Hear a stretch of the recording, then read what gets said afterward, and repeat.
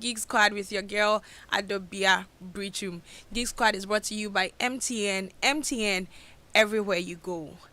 We are in an age where a lot of things are being done with technology, and I'm sure we are hearing the buzzword AI, artificial intelligence, more often than not. Tonight, we want to have a conversation on how best we can use technology to improve our legal processes. If you're a lawyer or you are going to get the services of a lawyer, I'm sure that there are one or two things that probably you think can be improved with technology. Tonight, we are going to have that conversation, and you can share your thoughts with us when it comes to the details of that. Geek Squad is brought to you by MTN. We are live on YouTube and on Facebook and also on X. Before we get into our conversation, we'll be sharing with you what has been happening in the tech space in the past week. So why not take a listen to the emerging tech trends? We will be back after that.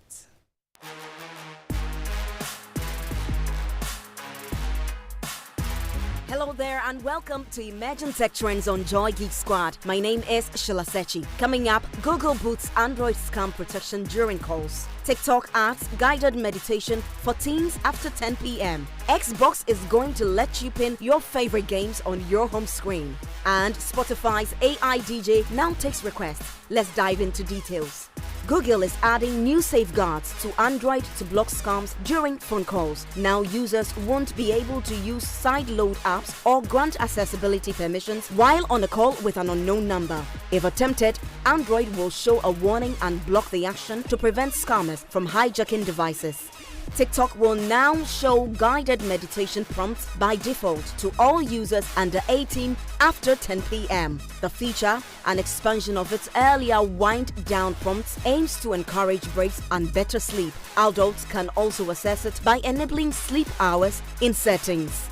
Microsoft is updating the Xbox dashboard to let users pin up to 3 apps or games directly to the home UI for quick access. The new feature rolls out to Xbox insiders this week, along with options to hide systems apps, adjust the number of items shown, and resize styles.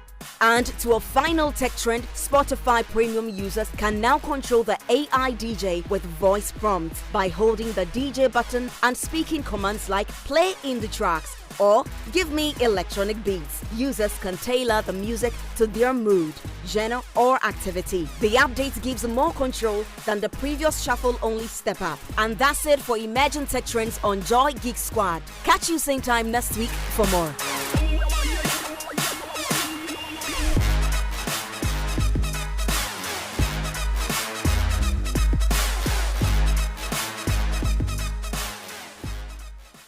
Welcome back. If you're just joining us, this is Geek Squad with your girl Adobea Biritwum. Geek Squad is brought to you by MTN. MTN everywhere you go. Technology is doing so many things. We have seen the transformation in our educational systems when it comes to even our mobile devices and so many others. Tonight, we want to have a conversation on how we can use technology to improve the legal work that we do. I'm saying we do. It's not like I'm a lawyer, but then what you have in terms of services provided by the legal systems here in our country and even in the world at large. I'm going to have the conversation with two gentlemen, and one of them is in the person of Dr. George Jojo Boateng. He is the CEO and co-founder for Kwame AI. Doctor, you're welcome. Good to have you on. I also have with me Frederick Abu Bonsra. He is a tech lawyer. Frederick, you're welcome. Thank you so much. Good to have you here. I hope you're doing well. I'm good. Great. So getting into our conversation, the whole idea is, please, for you listening to me, I'd like to hear from you. Let's just get interactive. You can send me a message on the WhatsApp number 05511119997. And it's a simple question. What's one legal process you think is too slow for you? And that particular legal process that you think is slow, what is it that you think can be done for it in terms of a tech upgrade? So what's one legal process you think is too slow and needs a tech upgrade, send in your response on the WhatsApp number 055 I'm going to start first with you, Frederick. And the question is just simple. When it comes to lawyers, you are a tech lawyer, right? So first of all, can we even talk about that? What does that mean before I get into the details of that? Okay, so tech lawyer is very broad, Okay. but basically what I do is I focus my legal practice on using technology for social impact. Okay. So I've worked with ag tech companies, which are companies using technology in the agribusiness or agri space. I've also worked with legal tech, which is technology companies using technology in the legal sector. Okay. I've also worked with edtech, which is technology companies working in the education sector, and I've also worked with fintechs, which is technology companies working in the financial inclusion sector. So basically, any company working does have something to do with technology. You need to be using technology, and you need to be using it for social impact, and then my legal services will come in with you. Okay, Yeah. the social impact aspect of it. Yeah. So then my question is going to be: so lawyers in general, do they really care about tech? I know you're working in that, but do they really care about it? Yes, You know, like the way tech enthusiasts will be talking about it and all. When it comes to lawyers, is it the same way? yes, lawyers care about tech. I know it might not look like we do, You know. but we actually do. First and foremost, because a significant majority of lawyers today, especially Ghanaian lawyers today, are either millennials or Gen Zs. And those two generations are tech natives. You know. With the millennials, we grew up with tech, and then the Gen Zs were basically born with tech. We are on our phones all the time, we are on our laptops all the time. So definitely we need to be interested in the technology, and for our careers, we need to be interested in how that technology can help us do our work better. So that's the first thing. The second thing is the laws actually force us to care about tech. So we have data protection laws, we have electronic transactions acts, for example, all of which regulate how electronics and technology play a role some way, somehow within the economy from a legal perspective. Okay. So we have to. There have been instances where a court has ordered processes to be saved via Facebook or via WhatsApp. Now within the judiciary we have the e-justice system, and we can do virtual court hearings and things like that, and all of those things. And then we also have tech focused law firms that focus on working with tech startups. We have law firms like 8 Geeks that focus on that specifically.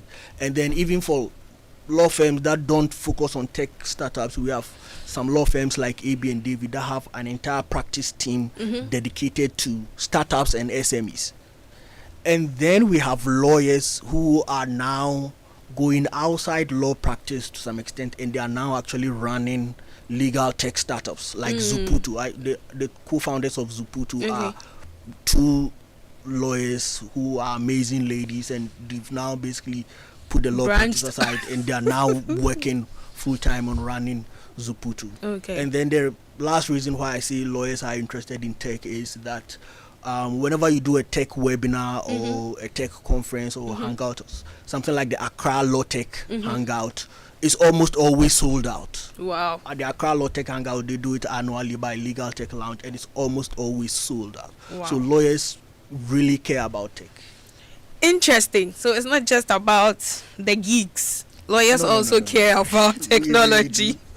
Now, my next question will be, I've been talking about how we can improve the processes, making it more efficient. The question is, when it comes to Ghanaian lawyers, can we say they are generally open to adopting new technology? Because sometimes it's difficult bringing change, right? Causing change and all that.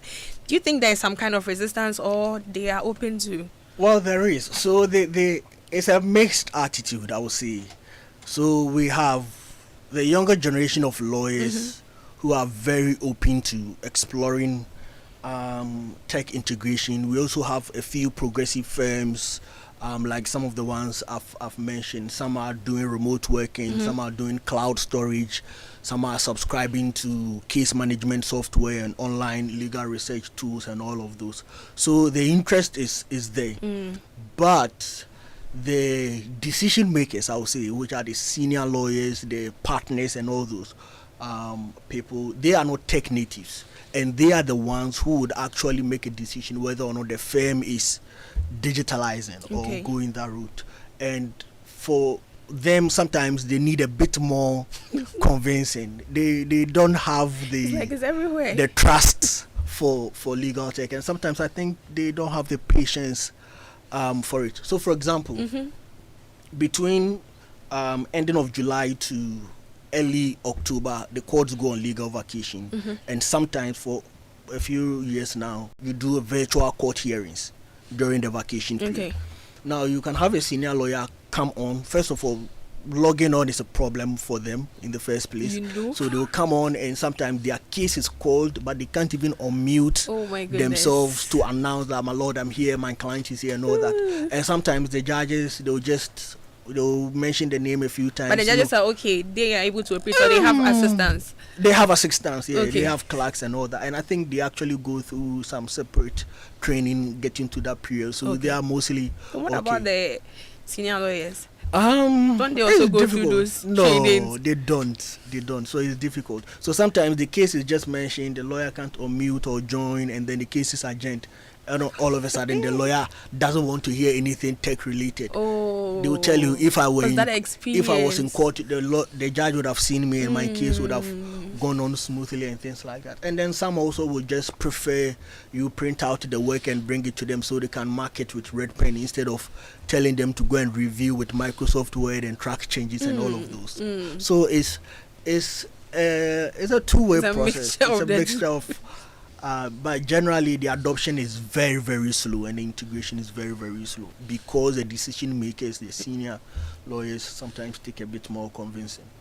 I don't think it's so surprising. I mean, I think it cuts across various industries because sometimes, even before COVID came and then after COVID really helped a lot. COVID was a very unfortunate situation, but then for tech adoption, it made it possible for people to see that they have no choice and that, so tech integration is actually possible. So we can do a Zoom call, or we can do a Google Meet, and everything will be fine instead of the person being in the office. Yeah, that's just so true.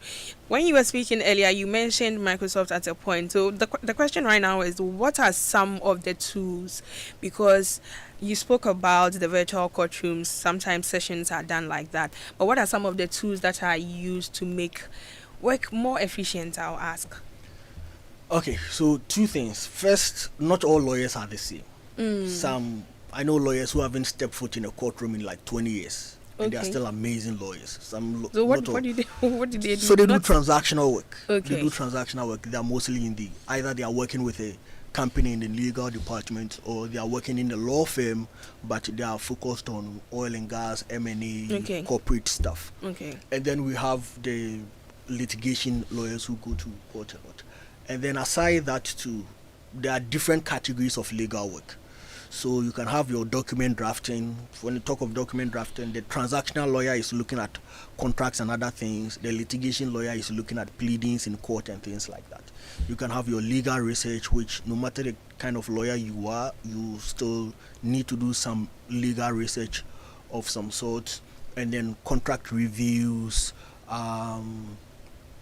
having meetings with your client. All of those are different kinds of legal work. So you won't have one tech tool that will help you do all of these things. So depending on your pain points, you get the tech tool that can make that kind of legal work very efficient. So when you are looking at document drafting, for example, I think Microsoft Copilot is very good. Google Docs is very good, especially for collaborations and things of that nature. And when we are starting out fresh, some people use ChatGPT just for an initial brainstorming. It can be very good if you do your prompt engineering very well. So that's the document drafting bit. And when it comes to Contract drafting, for example, some people will just outsource to a legal tech startup like Zuputu because they are very fast. They charge lower fees than the traditional lawyer or the traditional law firm will charge. The turnaround time is very, very efficient and things like that. And then when you come to legal research, there are so many tools. For Ghana, for example, you can have Esqua. I think Jojo can we'll be coming to that. a lot more about Esqua. Yeah. Esqua is an amazing tool for doing legal research. If you are a Ghanaian lawyer or a Ghanaian legal professional, you can have other tools like Dennis Law and things like that. And then for communication, you can have your internal communication where you can use Slack, or you can use your Microsoft Teams. You can use your some firms use WhatsApp because now WhatsApp is end-to-end encrypted, so it's kind of secure and things of that nature. And then you can have your case management tools. Where you have tools like Clio or Amicus or Next Counsel. Some law firms actually have their own custom-built case management software. So the options are a lot depending on the kind of legal work you want to do streamline. at a time. Yes. Got it. Jojo, I'm going to be coming to you now. And my question for you is, can AI-powered tools reduce the time it takes to prepare cases or court proceedings?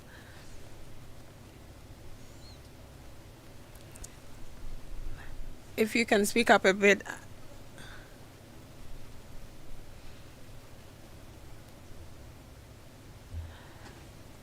Okay. I'm struggling to hear you, so if you can just position yourself and then we can take it on from there. But then I think coming back to you again, Frederick, and talking about the tools that you have mentioned. So looking at it, there are a lot of repetitive tasks that can be done based on the work that lawyers do, like researching and then drafting contracts. So the question now would be, how can tech be used to help in some of these processes? Okay. Repetitive tasks for lawyers, I'll focus on three main ones. Okay. One is the legal research. As a lawyer, you're almost always researching something of that. Almost every day, you are doing some kind of legal research. So how do you streamline that? First, just sign on to a very, very good legal research tool. I've mentioned Esqua. I really hope Jojo sorts out his microphone so that we Jojo talks can about Esqua, because I think Esqua is very, very good. How to streamline it? Sometimes I think personally, before I subscribe to a tool like Esqua, I used to have my own should I call it, index of common legal authorities. Okay. So there are some things that don't change, like when you need legal authorities for burden of proof or something like an injunction, the legal authorities usually revolve around the same things. So have your own index. You can get something like a legal authorities compendium. Okay. There's a book called The Ultimate Lawyer. The Ultimate Lawyer is like 2,000 pages worth of Ghanaian legal authorities, and you can get that book. It can be in your office anytime you want, and you can gradually digitize portions of that as and when you need. So the legal research bit, you need either a tool, your own index, or a legal compendium like The Ultimate Lawyer. Okay. And then the second thing repetitively I'll focus on will be contracts, because even for chambers lawyers or law firm lawyers or in-house lawyers, contracts basically becomes something you see a lot. Often, so yeah. One of the most important things. How do you streamline that repetitive task?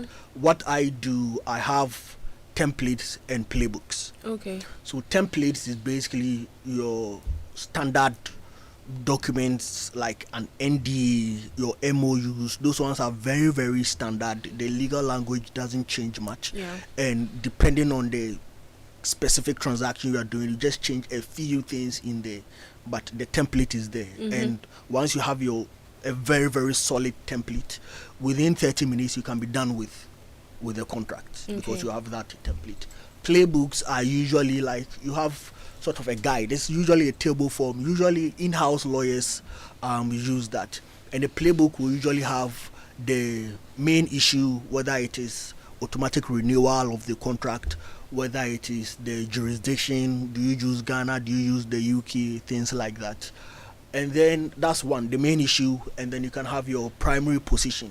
So on this issue, the playbook is that within our company or within our corporate legal department, this is our primary position. We always go for automatic renewals. So that's going to be the first thing. That way, even if the entire legal department is reshuffled and a new lawyer comes in, just sees that playbook, and then they can use that to negotiate easily. Without and then aside your primary position, you can have your secondary position, something you are flexible on.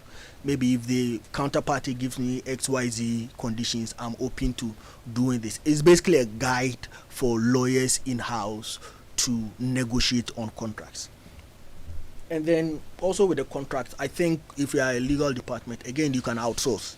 I would always advocate for outsourcing, especially if you are backed up with a lot of things, more important things, and you are working in-house. You want to focus on more strategic aspect of the business, and you just need, instead of spending 3 hours drafting a contract, outsource it to a firm like Zuputo. Again, they are very, very fast. There are still lawyers in the background working on that, and they charge very, very low fees as compared to a traditional lawyer. A traditional lawyer will take longer and will charge you more.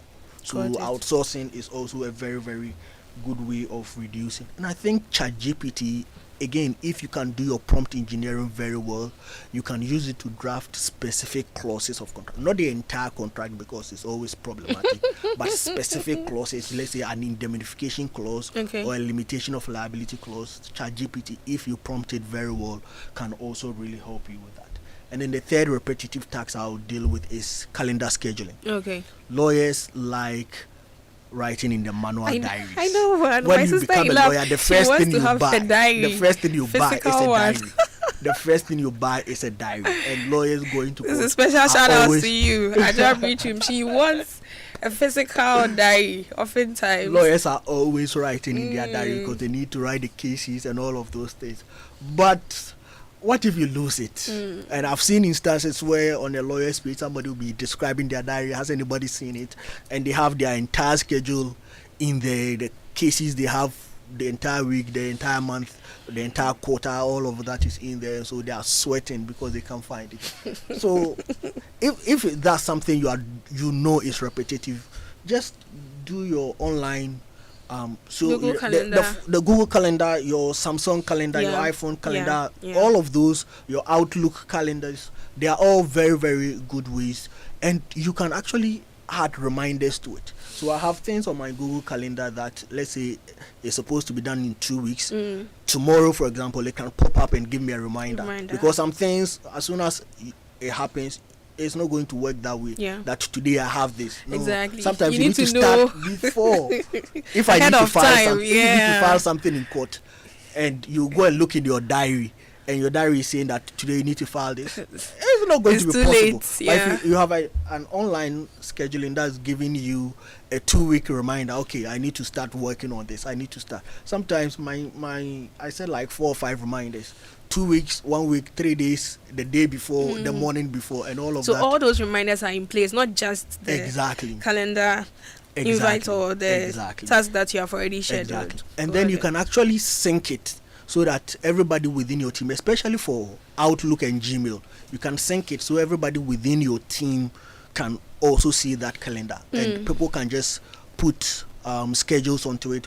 This week we have court on this day, and then everybody can go in there and see what's happening. So I think that's also something that most lawyers haven't considered, but is very, very effective when you want to streamline your repetitive processes. Got it.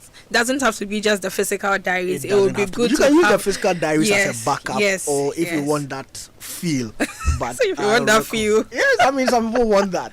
Some people judge how prepared a lawyer is by whether or not they have their diary. Oh, really? It's true. So you can have that. But I'm sure it's only a matter of time, years to come. That will not really be something that we'll be looking out for. Some lawyers actually fought the use of email in legal practice. Oh, really? Yeah. Lawyers fought that. So we are. Don't worry, I know at some point nobody will No. want the manual diaries anymore. But for now, you can use both. Yeah. Yes, yes, yes. Hi, Jojo. Say something and let me see if we can hear you so that. Okay. Is Can it you hear better? me? Yeah, I can hear you. Okay, I'm not entirely sure what's happening, but we'll just check and then sort you out on that. We'll check and sort you out. So, what? So, You still can you hear can't hear me? me? Yeah, I can hear you fine. Okay. So, I was asking earlier about AI powered tools. I know that you're the co-founder of Kwame AI, and it'll be good for you to talk a bit about it and then how AI powered tools can reduce the time it takes to prepare some cases or court proceedings. Okay, so Esqua, which is the product that we've built, so it's a trustworthy AI legal assistant that enables legal professionals to ask questions and do search, and then get instant, reliable answers and insights from our comprehensive database of case laws and legislation, and also uploaded documents which we are working on. So currently, we started off with the Ghanaian jurisdiction, and so a lawyer can come in, put in a question, like a legal scenario, and then our system would go through the thousands of cases and legislation that we have in our database, find the most relevant ones, and then reason through it to then provide a detailed answer that addresses the query that they have. So that's in summary how Esquire works. Okay, okay. So, looking at specifically, you mentioned the jurisdiction being Ghana. When it comes to preparing cases and the court proceedings, how does it really help a lawyer who would want to do that? Okay, so with a use case for legal research, so let's say they're trying to find some precedent to, back a legal issue that they're working on. Traditionally, they would maybe have to go through the law reports to try to find those cases. But with Esquire, all they need to do is to just, put in the legal issue or principle that they are looking for, and then our AI system would find the most relevant cases of legislation for their use case, and then they can go through. In addition, we don't even just return the cases, but we also find the specific passages within the cases that would be relevant for them, and then we also show a relevance score, which helps them filter and decide, which cases to spend time on. So that's even just the search part. Okay. And then the part where you could actually then really describe your legal situation and then get Esquire to, provide an answer based on, relevant cases or legislation. So with that, rather than having to spend time going through, several cases or legislation trying to figure out which ones are relevant, our system just, does that for you to give you a starting point for the work that you're doing. Okay, okay. So based on what you have built and the experience so far, can we say that we can use AI to assist in organizing large volumes of case files or court records? Yes, so you could do that. I mean, our system doesn't do that currently, but Okay, because it's not, in the court system. But yeah, you can definitely use AI tools to, organize cases, batch cases that are similar, so that the courts can assign cases that are on similar issues to, specific judges, which can help streamline the process. okay, okay. That sounds good. So talking a bit about cloud storage, like what role does that play or when it comes to document management, the softwares that are used for that, what does it play in terms of the role in improving the current legal workflow that's existing? Okay, I think Bonsra Will be mentioned okay, that's fine. some Okay. examples. Yeah, so So for most firms, the Mm-hmm. policy is that you can't take client files home. Mm, That means that you are limited to working the 12-hour days on average. So let's say you get to the office by 7 or 8 p.m. Let's say you are leaving by 7 or 8 a.m. You are leaving by 7 or 8 p.m. When you are leaving and you are not done, you have two options. Either you come back and continue the next day, or you pull an all-nighter in the office working on the files, right?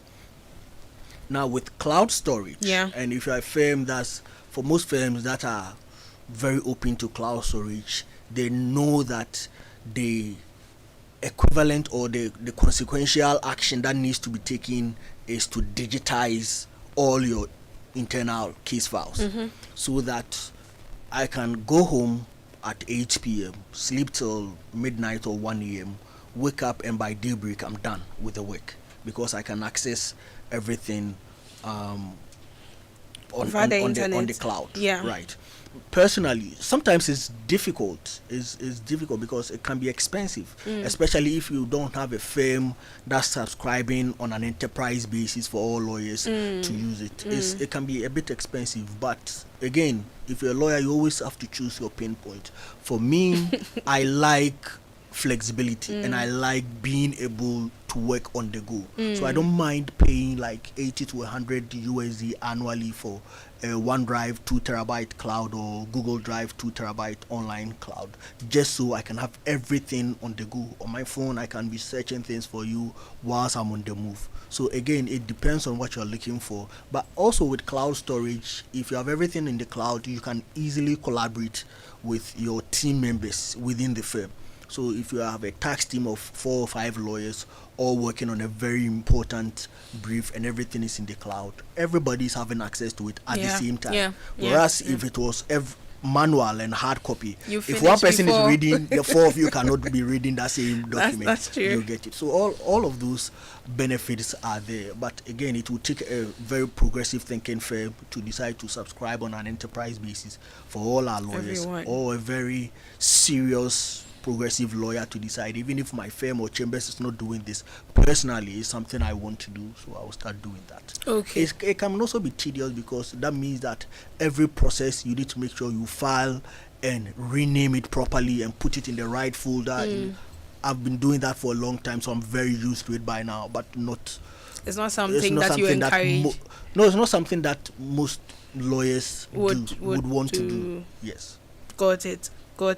So now, on the client side, would they have secure platforms to submit evidence or communicate with lawyers online? Because you've spoken about some even working remotely and all that. Do they have that as well on their side? How does that work? So secure platforms for clients to submit evidence to the lawyers. Yes. Okay. I don't think lawyers see this as a very big deal. Okay. One, because the modes of transmission are generally quite secure. Okay. So traditionally, if the client is sending you documents for evidence or attachments or whatever, they send it via email. Okay. Right. So they can send it via the email attachment traditionally, and usually your emails should be quite secure, relatively speaking. Should be quite secure. Now some clients would even send it via they can send you photos and some files via WhatsApp to the lawyer. And again, because WhatsApp now is end-to-end encrypted, generally I think that's also a bit secure, but not all lawyers have turned on their end-to-end encryption, because not all lawyers know about that. Not all lawyers know about multi-factor authentication or two-factor authentication. Not all Ghanaians, even in general. Exactly. There's still some security concern there, but I know for the big law firms who do big transaction, they can have something like a data room, a very secure data room, where, let's say they are working on an M&A transaction, clients can upload whatever document into that data room, and it's quite secure. Some firms or the lawyer can also decide to create a Google Drive and share it with the client, so that the client uploads everything onto the Google Drive. And again, with Google Drive, you can manage who has access to the folder and things of that nature. Sometimes you encourage your clients to share the document with you password encrypted, so they can send it via email, whether it's a Word doc or a PDF. There's a password on it. So even within the firm, not everybody can have access that. to Exactly. it. And usually for password encryption, it's encouraged that the mode by which the file is transmitted should not be the same mode by which the password is given to you. So the person can send the password encrypted file or document via email to you and text you the password to it via your WhatsApp or your SMS or something of that nature. Yeah. Got it. Got it. This is Geek Squad with your girl Adobea Biritwum. If you are just joining us, we are having a conversation on how we can use technology to improve the legal processes that we have or the workflow and make it more efficient. And I'm having a conversation with George Boateng and Frederick Abu Bonsra. I have a message from Abna. Abna says, hello, Adobea, and hi to Kwame AI. He's Jojo or George. My question is, so this is to you, Jojo. He said, my question is, how can we make law studies more friendly and easier using AI? Law studies. That's what she's asking Okay. No comment. Yep, yes. Yeah, I guess. I mean, one of the key challenges with studying is having access to cases and legislation. So having tools that like Esqua that one have the cases and legislation, and two, make it very easy to find the relevant cases or legislation for various topics would definitely help in the process of studying. So we do have a lot of students that use Esquire, both in a way that would help them, and some not so helpful ways, like just copying and pasting homework questions and just getting Esquire to generate answers. But I mean, in terms of the positive aspect, with Esquire you can find the relevant cases to complete various assignments, which very easily, right? Rather than again going through law reports or using other tools that you'd have to try different keywords to try to find the cases that will be useful for you. So that's one way AI tools can really help with the process of studying, making it very easy to quickly find the relevant cases or legislation for your work. Okay. I think I want Yeah. to chip here, speaking from a lecturer's perspective. Okay. There's always the concern of what, like, balancing AI integration into education, especially higher education, Yeah. and then the concern also of maintaining quality of legal education. If we allow law students to just leverage ChatGPT or AI and then whatever assignment you are giving them, because law is a humanities course basically, so you are making an argument in almost everything you're doing. It's not mathematics where you do the technical aspect. So there's always that concern how to balance it, and I really like that you can't just copy and paste your mid-semester question into Esquire and then Esquire will answer the entire thing for you. I mean, you can still do it if you have somebody who knows how to prompt engineer and Do ask things. the questions, but it's very good that that balance is struck. AI integration, innovation and all that, but also maintaining quality of legal education is very important. That's just so true. That's so true. Thank you for asking that question, Abna, and I believe that you have been answered. If you are also listening, you can join in the conversation by sending your message to the WhatsApp number 05511119997. We're having a conversation on how we can use technology to make the legal processes and workflow more efficient. So you can send us, if you have any question at all, you can send it through to the WhatsApp number 05511119997. So coming back to you, Frederick, I mean, because you gave us that I actually prefer to be called Bonsra instead of Frederick. Bonsra, okay, because it's hyphenated, so I'm thinking if I have to mention, I say Abu Bonsra, No, but Bonsra Bonsra is fine. Bonsra is fine. Okay, that works. So now talking about clients and the fact that they're able to send their evidence through the different platforms that we are speaking about, how can lawyers ensure the security of the data on the digital platforms that we have?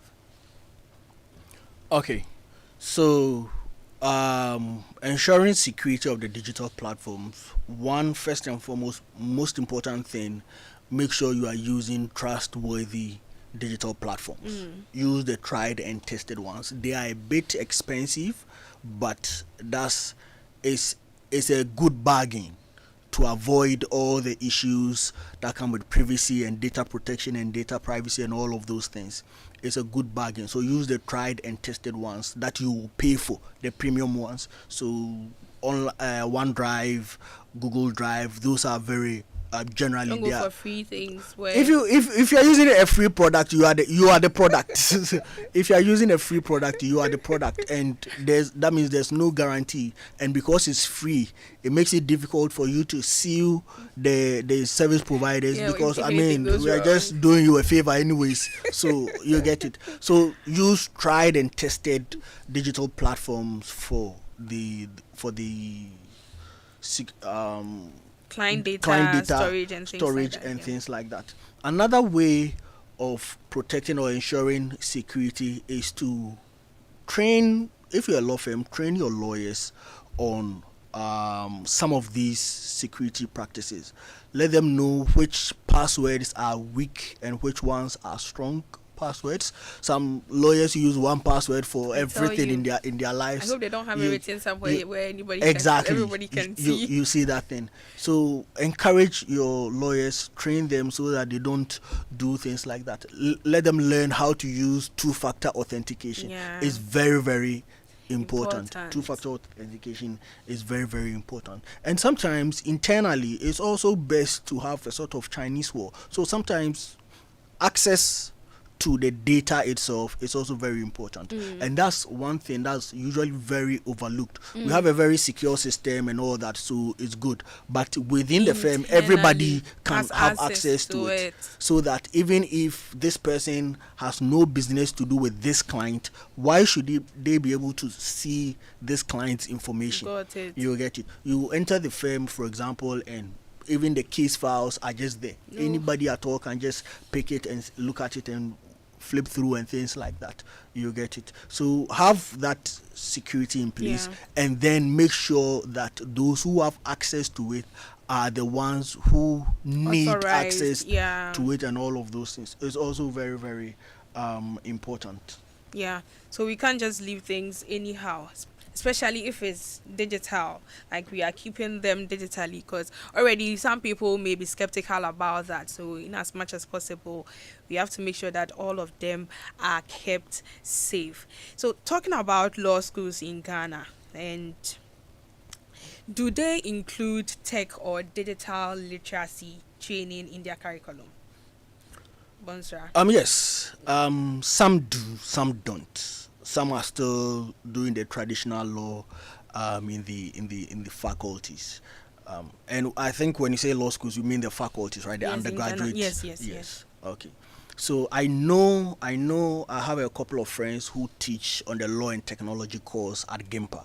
So I know GIMPA has that integration. They've been, and I think they've been doing it for quite some time now, teaching students on the digital and AI and technology aspects. I've actually done a guest lecture at GIMPA before on legal research using artificial intelligence, and I also know UPSC has a course on IT and AI law and things like that. So I know some law schools or law faculties have started integrating that into their curriculum. Definitely not all, but I think it's something that's really coming up, and it's very, very important. Okay.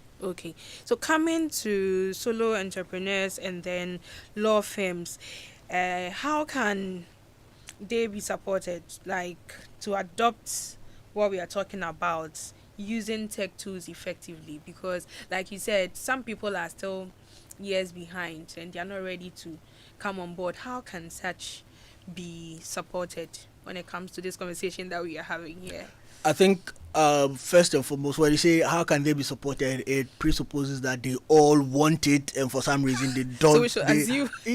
Yes, that would be a very wrong assumption. Okay. So the most important thing is first and foremost how to encourage them to adopt some of these tech tools and all that, and then we can look from the service providers and how they support. So I think something Esqua Kwame AI does very well is they do a lot of webinars, free webinars for lawyers. Okay. So if you are interested, then come on board and we are going to support you so that you understand the basics of using artificial intelligence, the basics of using some of these tech tools to leverage or level up your own law practice. Okay. But even with that, sometimes many lawyers don't show up because maybe they have better things to do or things like that. You get it. So the support, I think, is there. First, the education. I think Esqua is doing very well with that. And second, also the pricing.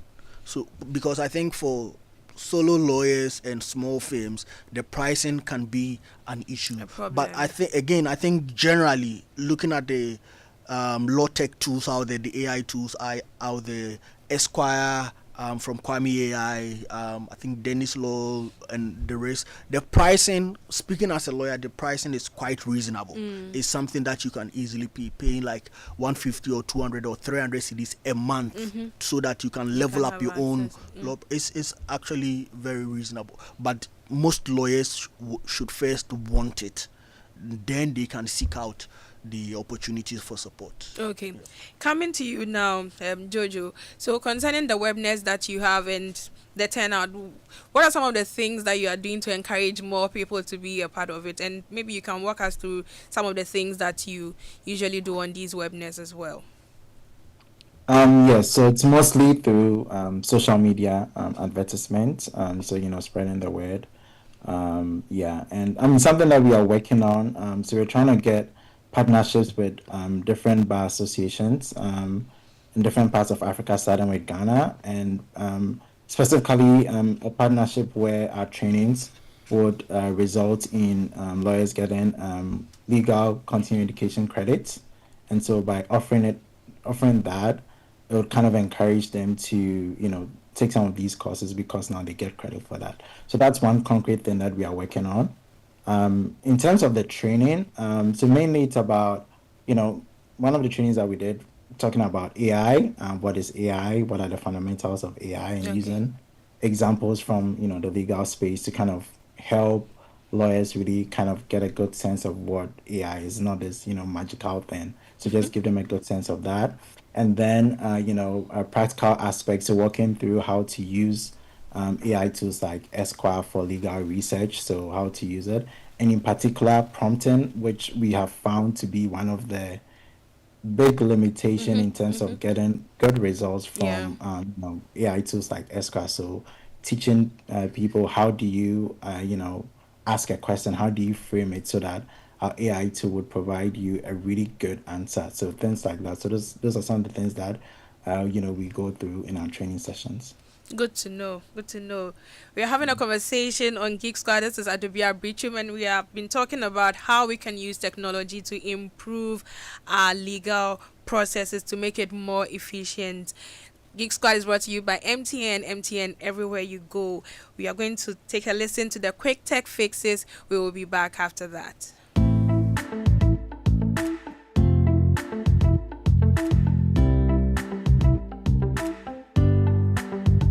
Hello there, I am Michelle Jacoum, and as usual, I bring you some tech quick fixes and tips right here on Joy Geek Squad.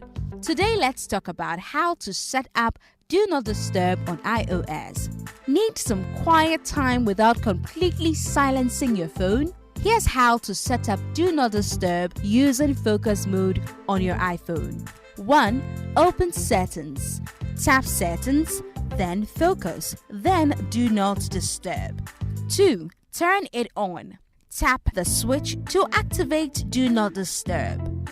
3. Customize notifications. Choose who and which apps can reach you. 4. Set a schedule. Automate it for sleep, work, or personal time.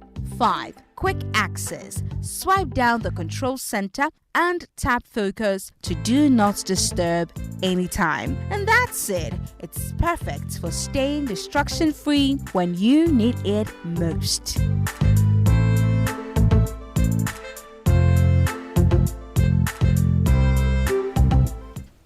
Welcome back. This is Geek Squad with your girl Adobea Biritwum. Geek Squad is brought to you by MTN. MTN everywhere you go.